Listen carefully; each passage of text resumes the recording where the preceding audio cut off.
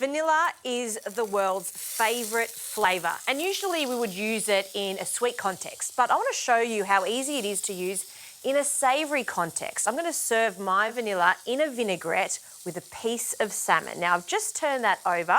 In my bowl, I have the zest of some lemon, lime, and some orange.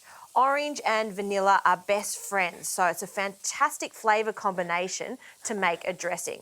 After you've zested all your citrus fruit, we're going to top and tail our orange, and we just want to take the skin off, and then we're going to segment it. Now, we just want a few of the segments.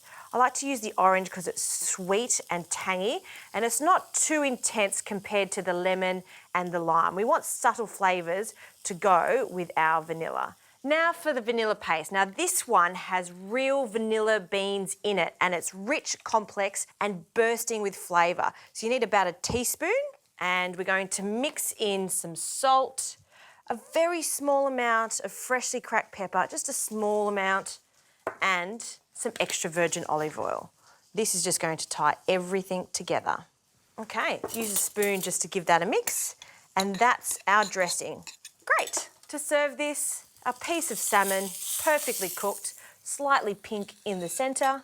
On the side, I'm serving it with some celeriac. You can serve it with any salad of your choice. I love this. It's a fantastic winter celery root.